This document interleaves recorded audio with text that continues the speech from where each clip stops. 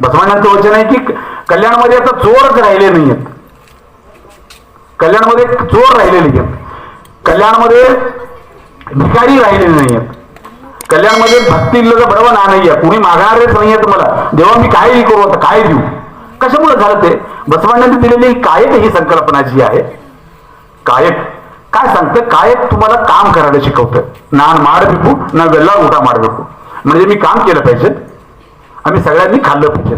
काम करणारा एकटा असतो, सगळ्यांनी खाल्लं पाहिजे, म्हणजे ज्याला गरजच नाही असं, ज्याला इस्लाममध्ये जकात म्हणतात, आपल्या उत्पन्नाचा ठराविक वाटा इतरांना देणं, तसं आपल्याला जेवढा हवंय तेवढंच स्वतःकडे ठेवून घेणं, उरलेलं सगळं समाजाला देणं, ही कायकाची भूमिका होती. कायक संकल्पनेनंतर बसवांनी दिला दासोह. दासोह दान या संकल्पनेला काउंटर करणार होतं. दान काय होते, दान 16 दान होते. हे सगळे पुजारी मंडळी जे आहेत, ब्राह्मण पुजारी त्यावेळी वैदिकच होते, शैव परंपरेचे वैदिक होते ते, आणि त्यांना जे जे हवंय ते दानाच्या स्वरूपात समाजाकडून मागायचे. समजा याला कोणी पोरगी देत नव्हती, त्याला काय शेतगीत नाहीये, मग त्याने म्हटलं की मला मुलगी द्या. का, कन्यादान हे सर्वश्रेष्ठ दान आहे, कन्यादान हे सर्वश्रेष्ठ दान आहे, मला मुलगी द्या. मग याला मुलगी दिली, मग याचा संसार वाढला, ह्याच्या गरजा वाढल्या, याला मुलं झाली, मग ह्याला म्हटलं आता गाय दूध दुभतं पाहिजे. मग यांनी दुसऱ्याला सांगितलं की थोरे साहेबांना मी म्हणालो की साहेब मला एक गाय द्या, तर ते देणार नाहीयेत. मग मी सांगितलं की तुम्ही मला गाय द्या, तुम्हाला पुण्य मिळतं. हे काय, तुमच्या अकाउंटवर पुण्य वाढवण्याच्या ज्या प्रक्रिया होत्या त्या 16 दानातून त्यांनी जन्माला घातल्या होत्या. याला गाय पाहिजे, गाय मिळाली, याला जमीन पाहिजे, कसायला कुणाला तरी सांगितलं भूमिदान द्या. 16 प्रकारचे दान आहेत, त्याच्यात सुवर्ण दान आहे, तीळ सुद्धा आहे, तीळ तेल तूप, ह्याला जे जे ह्याच्या संसाराला पाहिजे हे सगळं त्यांनी मागून घेतलं होतं. त्याच्यातून झालं काय, दानात मंदिर व्यवस्था श्रीमंत झाली. मोठ्या मोठ्या बिल्डिंग पेक्षा मंदिराची कळसं खूप खूप खूप उंच जात गेली आणि समाज तसंच राहिला. बसवांना ते लक्षात आलं, महात्मा बसवांनी त्याला काउंटर करण्यासाठी दासो ही संकल्पना रुजवली. दासो काय आहे, दासो ही सत्यशुद्ध पद्धतीने काम केलं पाहिजे आणि त्याचा वाटा की समाजाला दिलं पाहिजे. दासो तुम्ही कुणालाही करू शकता. दान असं आहे की दान फक्त ब्राह्मणांनाच दिलं पाहिजे. दासोह आपण कुणालाही देऊ शकतो. महाराज सोलापूरच्या एका कार्यक्रमात होते आणि त्या कार्यक्रमातला किस्सा आहे की आमचे धरणे सर, प्राध्यापक डॉक्टर धरणे सरांनी सांगितले, दासोहातून मठाच्या दासोहातून मी शिकून वाढलो. प्रत्येक घरातून एक एक भाकरी मठात जायची आणि मठातली भाकरी आमची आई मठात देताना म्हणायची, हो हे भाकरी मठात जाते. मठातली ती भाकरी खाऊन माझ्यासारखे चन्नवीर शिकले. मठात जी बाई माऊली आपल्या घरात भाकरी भाजते तिला माहित नसतं ही भाकरी मठात कोण खाणार आहे, आणि जो मठात दिवतीपट्टा मारून ताट घेऊन जेवायला बसतो, ज्याला आम्ही प्रसाद घेणं म्हणतो, त्या प्रसाद घेणाऱ्याला माहित नसतं की ही भाकरी कुठल्या माऊलीच्या हाताला चटके देऊन आली. ही दासोची संकल्पना आहे. देणाऱ्याच्या मनात देतो म्हणून भाव नसतो, घेणाऱ्याच्या मनात मी घेतो म्हणून भाव नसतो. कोडवाच सांगा, कोंबाळोक सांगा, देणाराही संगमनात आहे आणि घेणाराही संगमनात आहे. ही समाज ही व्यवस्था फक्त एक दुवा म्हणून काम करते. ही आहे दासोची संकल्पना. दासोह श्रीमंत गरीब नाहीये, ज्याला द्यायचंय मला द्यायचंय, मला फक्त स्त्री म्हणून मी भेद करून देऊ शकत नाहीये, ब्राह्मण म्हणून मी भेद करून देऊ शकत नाहीये. आता जे सांगतात ना स्वामी देव ना पूर्णी, हे दासवत नाहीये. तुम्हाला जर ज्याला वाटलं तुम्ही त्याला द्यायचंय, ज्याची गरज आहे त्याला तुम्हाला द्यायचंय, तुम्ही सेमच मिळणार तुम्हाला. ही संकल्पना महात्मा बसवांनी रुजवली. देणाऱ्याला माहित नाही की कोण खाणार आहे, घेणाऱ्याला माहित नाही की कोण खाणार आहे. दासोमुळे काय झालं की समाजात बॅलन्स तयार झालं. म्हणून बसवांना 36 वर्षांचा कालखंड आहे बसवांचा. बसवांना म्हणतात की आता कल्याणमध्ये चोर राहिले नव्हते, लोकांना समृद्धी आली होती. 36 वर्षाच्या महामंत्रीपदाच्या कार्यकाळामध्ये त्या राज्याला, त्या बिज्जळाला एकही युद्ध खेळावं लागलं नाही. याचाच अर्थ असा तो त्यांचा डिप्लोमॅटिक यश होतं. सिद्धरामेश्वरांनी 68,000 वचनं लिहिल्याचं स्वतः सांगतात. मडिवाळ माचीदेवांनी वचनं लिहिली. सुळे एका वेश्याला बसवांनी वचनं लिहायला लावली होती. शूद्रांनी दुसऱ्या परंपरेतले जे शरण आहेत, म्हणजे 36 वर्षाच्या कालखंडामध्ये दुसऱ्या टप्प्यातले जे शरण आहेत ते शूद्र म्हणून, स्त्री म्हणून पुढे ते वचनकार आहेत. त्यांनी वचनं लिहिली होती. बसवांना आणि बसवाजी शरण हा एकूणच मानवी मूल्य माणुसकी, सकळ जीवात्मर कल्लेसन्ने, म्हणजे ज्ञानेश्वर महाराज ज्याला पसायदान म्हणतात, विश्वात्मके देव पाहू, हा विचार शरणांचा होता. शरणांच्या कल्याण क्रांतीनंतर, शरण परंपरा रुजवात झाल्यानंतर हे जे लोक गाव सोडून परंपरा झाले होते, पारंगता झाले होते, त्या लोकांच्या जागेवर पुन्हा ज्या व्यवस्थेच्या विरोधात महात्मा बसवण्णा लढले, ज्या व्यवस्थेच्या विरोधात बसवण्णांनी बंड केलं, जी व्यवस्था बदलण्यासाठी महात्मा बसवण्णा झिजले रुजले, त्या जागेवर त्याच व्यवस्थेतली लोक पुन्हा येऊन ऑक्युपाय करून बसले आणि म्हणले, बसवण्णा गुरु म्हणतो की नाही, आम्ही तुमचे गुरु. बसवण्णांनी सांगितलेला जंगम, जंगम म्हणजे समाज, जंगम म्हणजे ज्ञान, जंगम म्हणजे विचार. अरिवे गुरु आचार वेलिंगा अनुभवावे जंगमा. अरिव म्हणजे आत्मप्रज्ञा. माझी आजी म्हणायची की बाबा तुला जसं वाटेल, जसं योग्य वाटेल तसं कर. तसं योग्य वाटणं जे आहे आपण कोणाला विचारायची गरज नाही आहे. तुला योग्य वाटेल हे जे आपल्या मनाला योग्य वाटणं जे आहे ते अरिव, ते गुरु. अरिवे गुरु आचार वे लिंगा. तू चांगला वागला तर तुझी बायको चांगली वागते, तुझी मुलं चांगली वागतात, तू स्वच्छ अंतरंग शुद्धी बहिरंग शुद्धी. बसवण्णांनी सगळ्यात प्रवादींनी म्हणजे महात्मा बुद्धांनी 5 एथिक्स सांगितले होते, महावीरांनी 5 एथिक्स सांगितले, 5 मूल्ये सांगितली. महात्मा बसवण्णा 2 ऍडिशनल सांगतात, ते 7 मूल्ये सांगतात. कळಬೇಡ ಕೊಲಬೇಡ ಹುಸಿಯನ್ನು ಉಡಿಲಬೇಡ ಮುನಿಯೇ ಬೇಡ ಅನ್ಯರಿಗೆ ಅಸಹ್ಯ ಪಡಬೇಡ ತನ್ನ ಬಣ್ಣಿಸಬೇಡ ಇದಿರು ಹಳಿಯಲು ಬೇಡ ಇದೇ ಅಂತರಂಗ ಶುದ್ಧಿ ಇದೇ ಬಹಿರಂಗ ಶುದ್ಧಿ ಇದೇ ನಮ್ಮ ಕೂಡಲ ಸಂಗಮ ದೇವನ ಒಲಿಸುವ परी. महावीरांनी सांगितलं की हिंसा करू नको, चोरी करू नको, ब्रह्मचर्याचं सांगितलंय. महात्मा बुद्धांनी सांगितलं की पुन्हा अहिंसा सांगितलं, त्यांनी अपरिग्रह सांगितला. महात्मा बसवण्णा तेच सांगतात, कळबेडा तू चोरी करू नको, कोलबेडा तू हिंसा करू नको. हिंसा म्हणजे पकडून खून कर असंच नाही आहे. तू लोकांचं मन दुखवू नको, लोकांच्या मनाविरुद्ध नको. कळबेडा कोलबेडा हुसियन उडियेलू बेडा, खोटं बोलू नको, चोरी करू नको, हिंसा करू नको, खोटं बोलू नको. तन्न बंडणीचे बेडा, स्वतःचं कौतुक सांगू नको. मी लय हुशार आहे, मी लय हुशार आहे, मला नमस्कार करा सांगू नको. इदिरो हळीयेलू बेडा, समोर तोडपाटकी करू नको. अण्णा तुमच्यामुळं सगळं चाललंय असं करू नको. मग हे झाले 5. नंतर इथे अंतरंग शुद्धी. हे जर तू 5 मूल्य पाळलंस, ही तुझी अंतरंग शुद्धी आहे. अंतरंग शुद्धी करण्यासाठी तुला जप तप करायची गरज नाही आहे. अंतरंग शुद्धीसाठी तुला हिमालयात जायची गरज नाही आहे. अंतरंग शुद्धीसाठी तुला सोहळ्यानं मंदिरात फेरे घालायची गरज नाही आहे. इथे अंतरंग शुद्धी. आणि असं जर तू वागला तर ही तुझी बहिरंग शुद्धी आहे. बसवण्णांनी अंतरंग शुद्धीचा आग्रह धरला, बसवण्णांनी बहिरंग शुद्धीचा आग्रह धरला. तू चांगला राहा म्हणजे तुझे घर चांगलं राहील, तुझं घर चांगलं राहील तर तुझा परिसर चांगला राहील, तुझं परिसर चांगलं राहिलं तर तुझं गाव चांगलं राहील, तुझं गाव चांगलं राहिलं तर तुझं राज्य, तुझं देश. कुठल्या दुसऱ्या माणसाला झाडू घेऊन स्वच्छता अभियान राबवायची तुला गरज नाहीये, कारण त्याची सुरुवात तू स्वतः करायचं. मराठी संतांमध्ये आणि शरणामध्ये हा बेसिक फरक आहे. मराठी संत कल्याणच्या क्रांतीच्या दहशतीतून सावरलेले नव्हते. कल्याण क्रांतीनंतर कल्याणची भूमी, हा परिसर रक्तानं माखून गेलेला होता.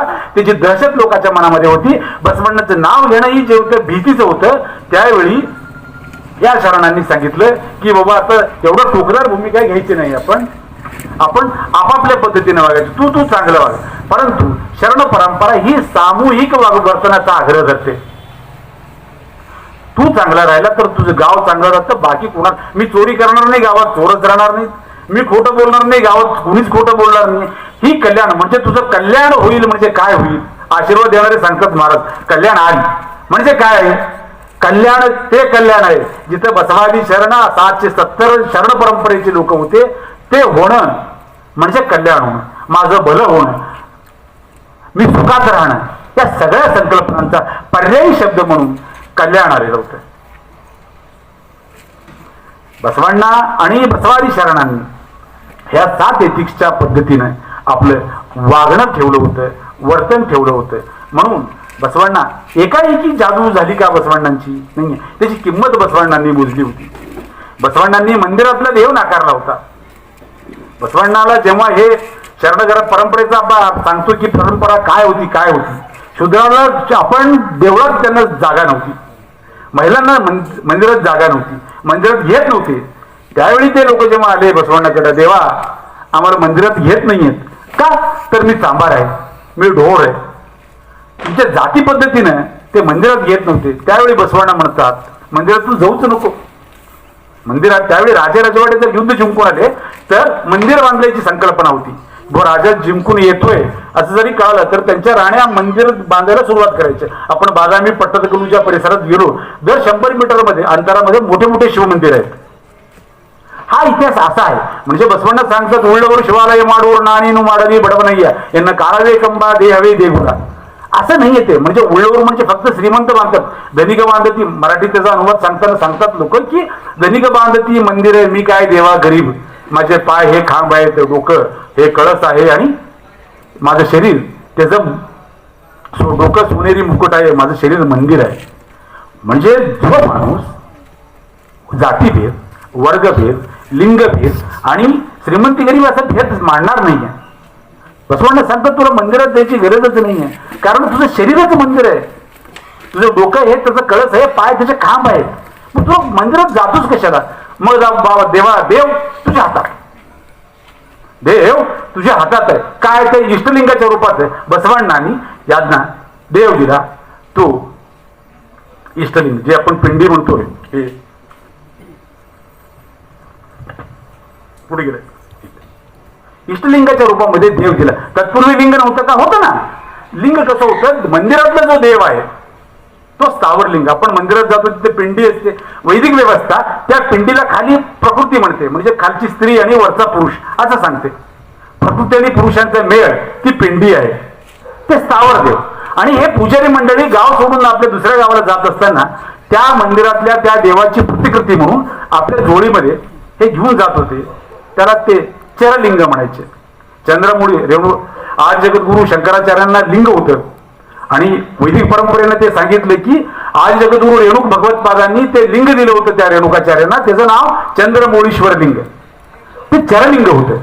बसवण्णांनी दिलं ते इष्टलिंग. बसवण्णा म्हटले हा देव आहे. हा कसा देव आहे. आकाशदिन दत्तत्त निम्म श्रीचरण श्रीमुकुटा, पाताळादिन दत्तत्त निम्म श्रीचरण. हा देव कसा आहे. आकाशाच्या पलीकडे त्याचं डोकं आहे, पाताळाच्या पलीकडे त्याचे पाय आहेत, जो अगम्य अगोचर आहे, जो डोळ्याला दिसत नाही, ज्याचा निराकार आहे, निर्गुण आहे, असा कोणी जो देव आहे या चराचराचा निर्माता, तो आपल्या डाव्या हातात समावून गेला. पहा, जगदगल मुगिलगल मिगियगल निम्मगल, पाताळादिन दत्तत्व निम्म श्रीचरणा, ब्रह्मांडदिन दत्तत्व निम्म श्रीमुकुटा, अगम्य अगोचर चित्त लिंगवे यांना करस्थलके चुळुकागिरय्या. असा कुणी ईश्वर आहे. तो ईश्वर इष्टलिंगाच्या रूपात तुमच्या हातात आहे. मग मंदिरात जाऊच नको ना. आपण कोरोनाच्या फटक्यातून सावरलो. जवळपास 1 वर्ष आपली मंदिरं बंद होती. लिंगायत म्हणून आपलं अडलेलं नाही, कारण झोपताना सोबत 24 तास आपला देव आपल्या गळातच होता. त्याच्यामुळं मंदिर बंद होती काय. मंदिर बंद होती. गाडगे महाराज म्हणतात मंदिरात देव नसतोच मुळात, मंदिरात त्या पुजाऱ्याचं पोट असतं.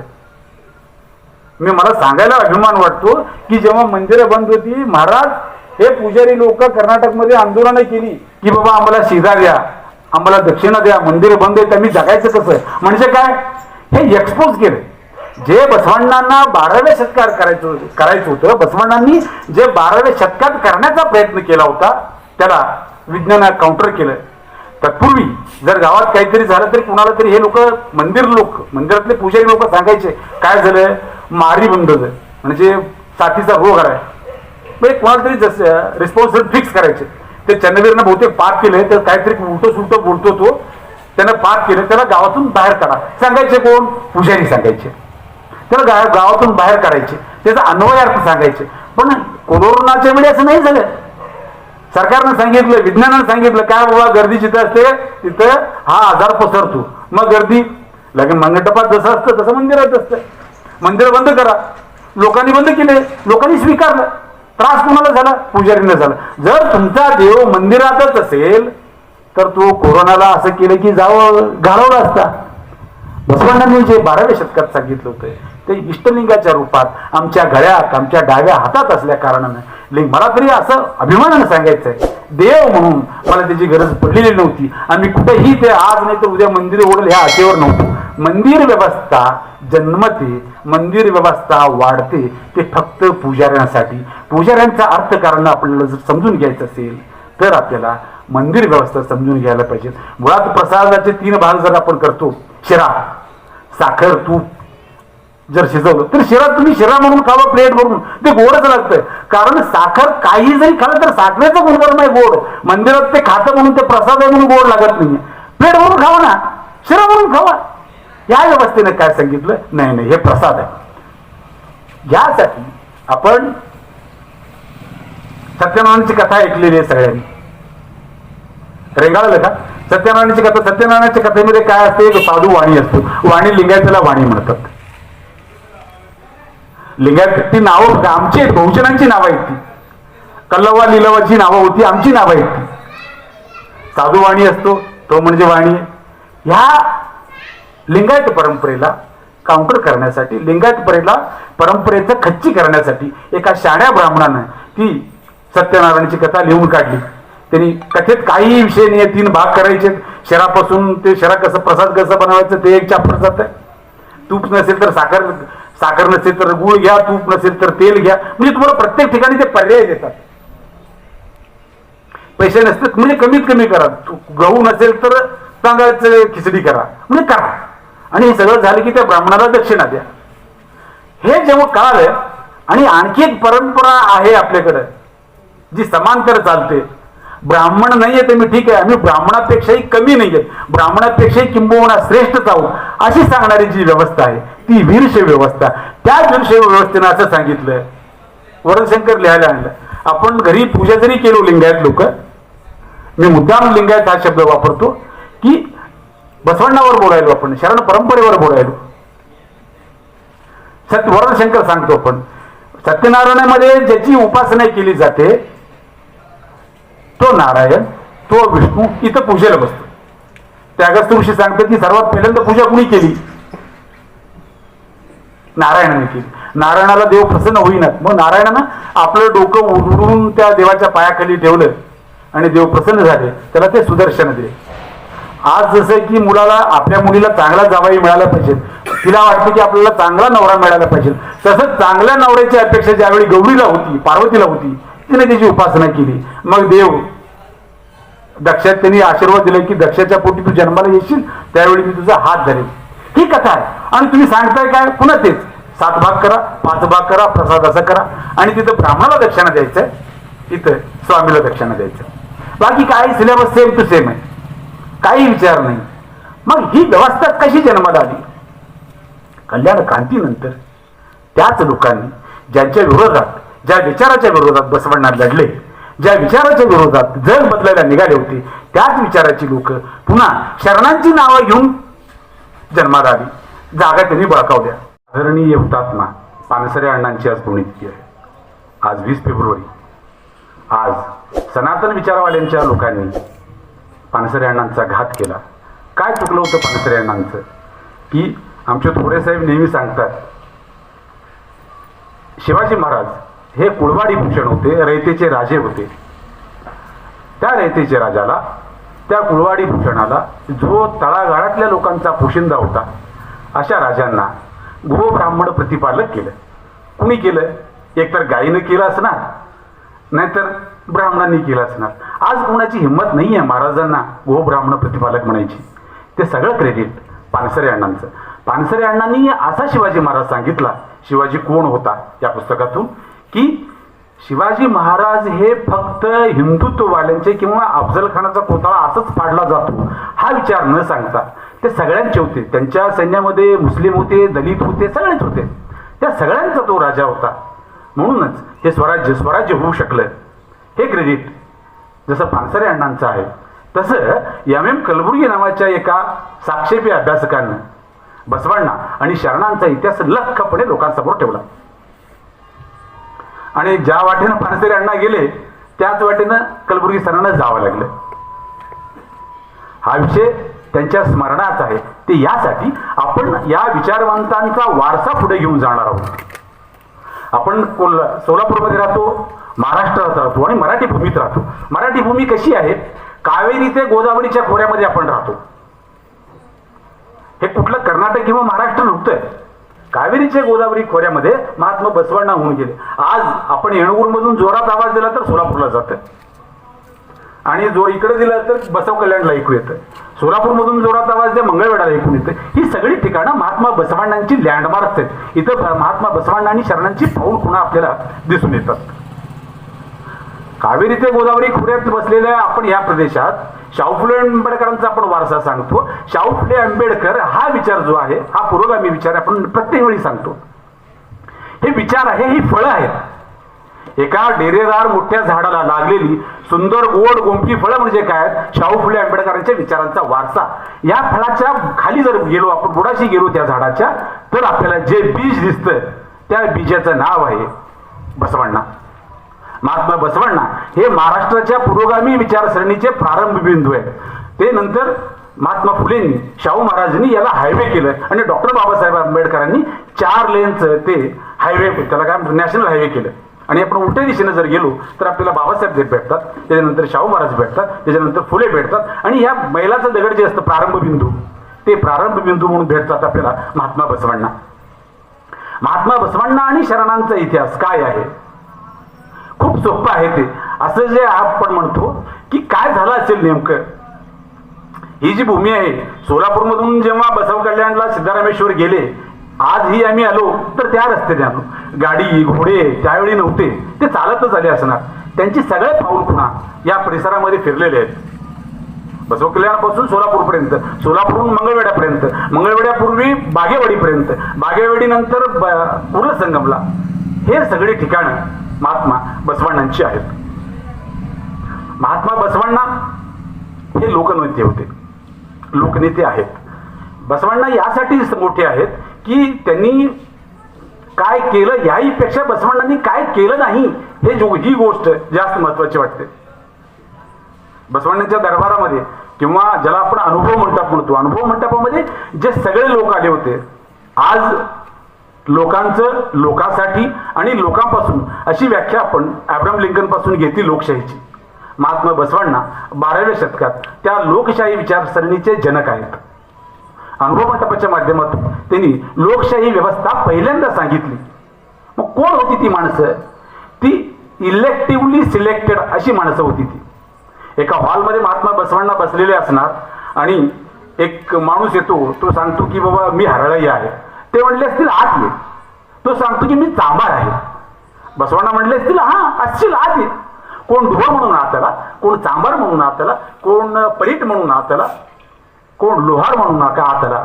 आणि जाताना मात्र त्या सभागृहातून, त्या अनुभव मंडपातून कडक इबत्ती फुटावडून गळ्यात त्रिशलिंग घालून ते सगळे बाहेर पडले.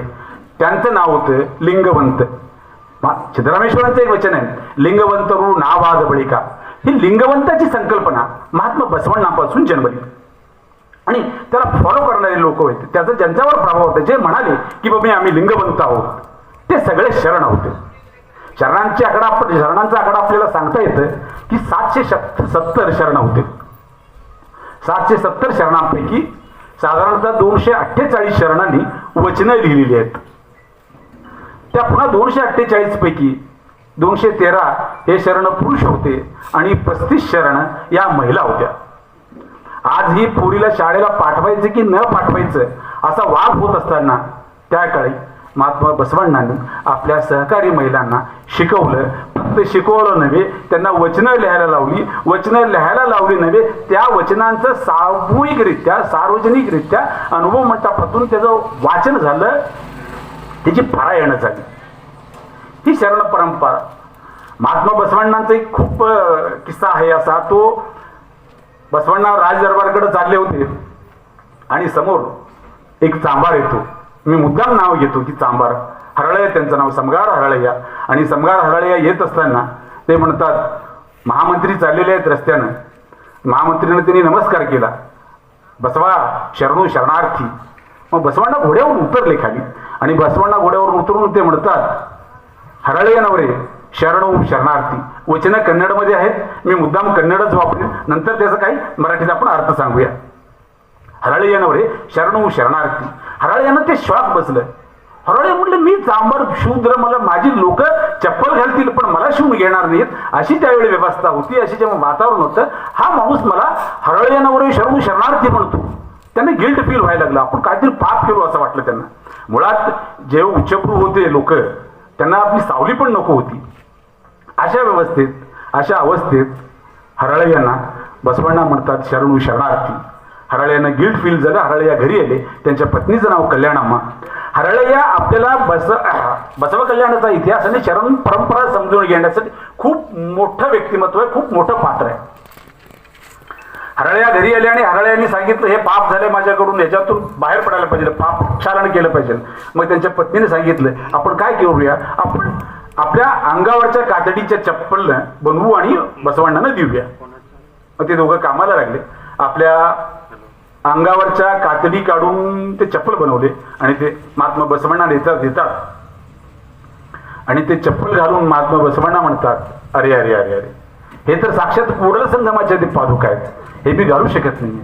तुमची जी श्रद्धा आहे, कायक निष्ठा आहे आणि कमिटमेंट टू द वर्क, कामाप्रती असलेली जी बांधिलकी आहे, हे याच्यातून प्रतिबिंबित होतंय आणि हे चप्पल मी घालू शकत नाहीत. बसवण्णा ते चप्पल, ते जोडे आपल्या डोक्यावर ठेवतात. आपल्यासाठी बनवलेले चप्पल पायात घालू शकले असते, ते महामंत्री होते, परंतु त्यांनी त्या माणसाप्रती असलेली जी निष्ठा आहे, माणूस म्हणून आहे, माणूस एखादा आपल्या पायाची कातडी काढून बांधूच कसं शकतो, याचं त्यांना शॉक बसलं होतं. ते आपल्या डोक्यावर चपला ठेवतात आणि हे कुडल संगमच्या चरण पादुका आहेत म्हणून ते चप्पल वापरण्यासाठी नकार देतात. पुढे काय होतं, ते चप्पल घेऊन हराळे आपल्या घरी जात असताना समोर आणखी एक अफलातून पात्र भेटतं. त्यांचं नाव मधुवरसा. मधुवरसा हे जातीने ब्राह्मण होते. त्यांची सामाजिक प्रतिष्ठा मोठी होती आणि राजदरबारात, बिजाळाच्या राजदरबारात ते महामंत्री होते. म्हणजे त्यांचं सोशल स्टेटसही मोठं होतं आणि राजकारणाही मध्ये त्यांचं वजन होतं. असे मधुवरसा समोर भेटतात आणि ते म्हणतात की काय चाललंय, डोक्यावर काय आहे तुझ्या, ती चप्पल आहे, तो बसवा वेडा आहे, त्याला काही खरं नाहीये, त्याला कळत नाहीये, त्याची पात्रता नाहीये, मी महामंत्री आहे, मी ब्राह्मण आहे, मी या चप्पल घालाव्यात. ते चप्पल घालतात आणि त्यांच्या सर्वांगाचा जाळा वगैरे होतो. ही गोष्ट आपली नाही आहे. आपण फक्त एकच याच्यातून घ्यायचं आहे की ज्या मूल्याप्रती, ज्या विचाराप्रती महात्मा बसवण्णांनी ते घालणं नाकारलं होतं, एका व्यवस्थेचा प्रतिनिधी म्हणून मधुवरसा ते चप्पल घालतात आणि त्यांच्या सर्वांगाचा दाह होतो. सर्वांगाचा दाह थांबतो कधी, तर त्याच हराळ्याच्या घरात ज्या डोणीमध्ये ते लोक दगडी भांड असतं, त्याच्यात कातडी रंगवतात, ते कातडी भिजवलेली असतात, डोणी म्हणतात, कन्नड शब्द आहे तो. त्या डोणीतलं पाणी जर ह्याच्या अंगावर टाकलं तर ह्याचा दाह कमी होईल असं कोणीतरी तोडगा सांगतं. तत्पूर्वी कित्येक महाराजांनी मंत्रून पाणी दिलेलं असतं, कित्येक धर्ममार्तंडांनी अंगारा दिलेला असतो, प्रसाद दिलेला असतो, कित्येक मंदिरातला अभिषेक लावलेला असतं, तरीही मधुवरसाचा दाह कमी होत नाहीये. परंतु हराळ्याच्या घरातल्या त्या कातडी रंगवलेलं पाणी, कातडी भिजवलेलं पाणी त्यांच्या अंगावर टाकल्यानंतर त्यांचा दाह कमी होतो. याचाच अर्थ कुठल्याही मंदिरातल्या तीर्थापेक्षा, कुठल्याही ब्राह्मण भटजीनं बंधरून दिलेल्या पाणीपेक्षा हराळ्याच्या घरातलं कातडी रंगवलेलं पाणी श्रेष्ठ होतं. एक काय सांगायचं होतं ज्यांनी ही कथा लिहिली त्याला, की हराळे यांची कायक निष्ठा, हराळे यांची बसवण्णांच्या विचारावर असलेली श्रद्धा, त्यामध्ये ती ताकद होती. ಕೂಡಲ ಸಂಗಮ ದೇವಾ ಕೂಡಲ ಸಂಗಮ ದೇವಾ. आपण कोरोनाच्या फटक्यातून सावरलो. जवळपास 1 वर्ष आपली मंदिरं बंद होती. लिंगायत म्हणून आपलं अडलेलं नाही, कारण झोपताना सोबत 24 तास आपला देव आपल्या गळातच होता. त्याच्यामुळं मंदिरं बंद होती. काय मंदिरं बंद होती, गाडगे महाराज म्हणतात मंदिरात देव नसतोच, मुळात मंदिरात त्या पुजाऱ्याचं पोट असतं.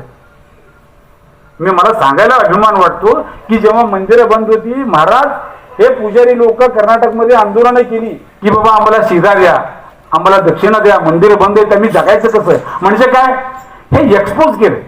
जे बसवण्णांना 12व्या शतकात करायचं होतं, बसवण्णांनी जे 12व्या शतकात करण्याचा प्रयत्न केला होता, त्याला विज्ञानानं काउंटर केलं. तत्पूर्वी जर गावात काहीतरी झालं तरी कुणाला तरी हे लोक मंदिरातले पुजारी लोक सांगायचे, काय झालं, मारी बंद, म्हणजे साथीचा रोग आलाय. म्हणजे कोणाला तरी जसं रिस्पॉन्सिबिलिटी फिक्स करायचे. ते चन्नवीरनं बहुतेक पाप केले तर काहीतरी उलटं सुलटं बोलतो तो, त्यानं पाप केलं त्याला गावातून बाहेर काढा सांगायचे. कोण? पुजारी सांगायचे. त्याला गावातून बाहेर काढायचे, त्याचा अन्वयार्थ सांगायचे. पण कोरोनाच्या वेळी असं नाही झालं. सरकारनं सांगितलं, विज्ञानानं सांगितलं काय बाबा गर्दी जिथं असते तिथं हा आजार पसरतो. मग गर्दी लगेच मंडपात जसं असतं तसं मंदिरात असतं. मंदिर बंद करा. लोकांनी बंद केले, लोकांनी स्वीकारलं. त्रास कोणाला झाला? पुजारीने झाला. जर तुमचा देव मंदिरातच असेल तर तो कोरोनाला असं केलं की जावं घालवला असता. बसवण्णांनी जे 12व्या शतकात सांगितलं होतं ते इष्टलिंगाच्या रूपात आमच्या गळ्यात आमच्या डाव्या हातात असल्या कारणानं लिंग. मला तरी असं अभिमानानं सांगायचं आहे, देव म्हणून मला त्याची गरज पडलेली नव्हती. आम्ही कुठेही ते आज नाही तर उद्या मंदिर ओढेल ह्या आशेवर नव्हतो. मंदिर व्यवस्था जन्मते, मंदिर व्यवस्था वाढते ते फक्त पुजाऱ्यांसाठी. पुजाऱ्यांचा अर्थकारण आपल्याला जर समजून घ्यायचं असेल तर आपल्याला मंदिर व्यवस्था समजून घ्यायला पाहिजे. मुळात प्रसादाचे 3 भाग जर आपण करतो, शिरा, साखर, तूप जर शिजवलं तर शिरा तुम्ही शिरा म्हणून खावा प्लेट भरून, ते गोडच लागतं. कारण साखर काही जरी खाल्लं तर साखरेचं गुणधर्म आहे गोड. मंदिरात ते खातं म्हणून ते प्रसाद आहे म्हणून गोड लागत नाही. प्लेट भरून खावा ना, शिरा म्हणून खावा. या व्यवस्थेने काय सांगितलं? नाही नाही, हे प्रसाद आहे. यासाठी आपण सत्यनारायणाची कथा ऐकलेली आहे सगळ्यांनी. रेंगाळलं का? सत्यनारायणाची कथा. सत्यनारायणाच्या कथेमध्ये काय असते? एक साधू वाणी असतो. वाणी लिंगायताला वाणी म्हणतात. लिंगायत ती नावं आमची आहेत, बहुजनांची नावं आहेत. ती कल्लवा लिलवाची नावं होती, आमची नावं आहेत. ती साधू वाणी असतो तो म्हणजे वाणी. ह्या लिंगायत परंपरेला काउंटर करण्यासाठी, लिंगायत परंपरेचं खच्ची करण्यासाठी एका शाण्या ब्राह्मणानं ती सत्यनारायणाची कथा लिहून काढली. त्यांनी कथेत काही विषय नाही, 3 भाग करायचे.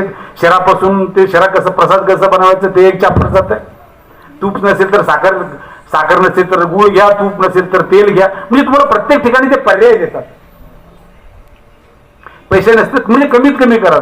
गहू नसेल तर तांदळाचं खिचडी करा म्हणजे करा.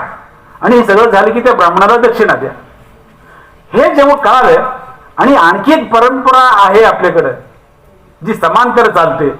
ब्राह्मण नाहीये ते मी ठीक आहे, आम्ही ब्राह्मणापेक्षाही कमी नाहीये, ब्राह्मणापेक्षाही किंबहुना श्रेष्ठच आहोत अशी सांगणारी जी व्यवस्था आहे ती वीरशैव व्यवस्था. त्या वीरशैव व्यवस्थेनं असं सांगितलं, वरदशंकर लिहायला आणलं. आपण घरी पूजा जरी केलो लिंगायत लोक, मी मुद्दाम लिंगायत हा शब्द वापरतो की बसवण्णावर बोलायलो आपण, शरण परंपरेवर बोलायलो. वरदशंकर सांगतो आपण सत्यनारायणामध्ये ज्याची उपासना केली जाते तो नारायण, तो विष्णू इथं पूजेला बसतो. त्यागस्त ऋषी सांगतात की सर्वात पहिल्यांदा पूजा कुणी केली? नारायणाने केली. नारायणाला देव प्रसन्न होईनात, मग नारायणानं आपलं डोकं उडून त्या देवाच्या पायाखाली ठेवलं आणि देव प्रसन्न झाले. त्याला ते सुदर्शन दिले. आज जसं की मुलाला, आपल्या मुलीला चांगला जावई मिळाला पाहिजे, तिला वाटतं की आपल्याला चांगला नवरा मिळाला पाहिजे, तसंच चांगल्या नवऱ्याची अपेक्षा ज्यावेळी गौरीला होती, पार्वतीला होती, तिने त्याची उपासना केली. मग देव दक्षात त्यांनी आशीर्वाद दिले की दक्षाच्या पोटी तू जन्माला येशील त्यावेळी मी तुझा हात धरेल. ही कथा आहे. आणि तुम्ही सांगताय काय? पुन्हा तेच 7 भाग करा, 5 भाग करा, प्रसाद असं करा. आणि तिथं ब्राह्मणाला दक्षिणा द्यायचंय, तिथं स्वामीला दक्षिणा द्यायचं. बाकी काही सिलेबस सेम टू सेम आहे, काही विचार नाही. मग ही व्यवस्था कशी जन्माला आली? कल्याण क्रांतीनंतर त्याच लोकांनी ज्यांच्या विरोधात, ज्या विचाराच्या विरोधात बसवण्णा लढले, ज्या विचाराच्या विरोधात जग बदलायला निघाले होते, त्याच विचाराची लोक पुन्हा शरणांची नावं घेऊन जन्माला आली. जागा त्यांनी बळकावल्या. आपण पूर्वजांची नावं ठेवतो हेऱ्या रेसरा. माझ्या वडिलांनी शांतलिंग स्वामी भद्रेश्वर मठ नाव सांगताना त्यांनी अर्धवट सांगितलं, माझं नाव भद्रेश्वर मठ असं आहे, चन्नवीर भद्रेश्वर मठ. पूर्ण नाव रेल्वे सारखं चन्नवीर शांतलिंग भद्रेश्वर मठ. माझ्या आजोबाचं नाव चन्नय्या होतं, त्याला मॉडिफाय करून माझ्या वडिलांनी माझं नाव चन्नवीर ठेवलं. आपल्याकडे पूर्वजांची नावं ठेवण्याची परंपरा आहे. आपल्याकडे बघा, महिला जरी असला तरी बसलिंगवा नाव आहे, मलकव्वा नाव आहे, मडवळव्वा नाव आहे. नाव पुरुषांची तशीच आहेत. ही नावं आली कुठून? ही नावं ही आपल्याकडे शरण परंपरा, ही सगळी शरण आहेत. माचाई आहे, मडिवाळ माचीदेव आहेत, कक्काई आहेत, चौडाई आहेत, आडवई आहेत, नोरंदई आहेत, ही सगळे शरणांची नावं जिवंत आहेत. म्हणजे काय, ते आपल्या मनात रुजलेले आहेत, आपल्या संस्कृतीमधून आलेले आहेत. तुम्ही आजपर्यंत असं नाव ऐकलं का कुठं? रेणुक दारुक एकोराम पंडित ऐकली नावं? ती 5 जगद्गुरू आहेत. वीरशैव परंपराची 5 जगद्गुरूंची नावं सांगतं, ते 5 जगद्गुरू आहेत. ती नावं नाहीत आपल्याकडे, ते फक्त पुस्तकी आहेत. कुठल्या तरी एका शाण्या स्वामीनं, शाण्या ब्राह्मण पंडितानं, शाण्या विद्वानानं ते लिहून काढलं. त्यांनी सांगितलं की ही आहे, याची ऐतिहासिकता अशी आहे. जर ते ऐतिहासिकता असेल ते आमच्या नावात रुजलं असतं. कुठं द्वारकाबाई नाव आहे आपल्याकडं, द्वारकाधीश कृष्णा बरोबर, पण दारू तर कुठंच नाहीये. पुस्तकात कुठेतरी एखादे शिवाचार्य महास्वामी एवढेच दिसतात. मी शरण परंपरा सांगताना महास्वामीची विरक्त आहे, तो फरक सांगतो. आणि आपण आता शेवटाकडे यायलो. आपल्याकडे 2 गुरु परंपरा आहेत. महाराज विरक्त परंपरेचे प्रतिनिधी आहेत आणि शिवपुराण लिहिणारे ते पंचाचार्य प्रतिनिधी आहेत. पंचाचार्य व्यवस्था जी आहे ही वैदिक व्यवस्था आहे आणि विरक्त परंपरा 16व्या शतकापासून सुरू झाली. ती परंपरा बसवादी शरणांच्या विचारांचा वारसा सांगणारा, विचारांचा प्रचार व प्रसार करणारा तो वारसा आहे.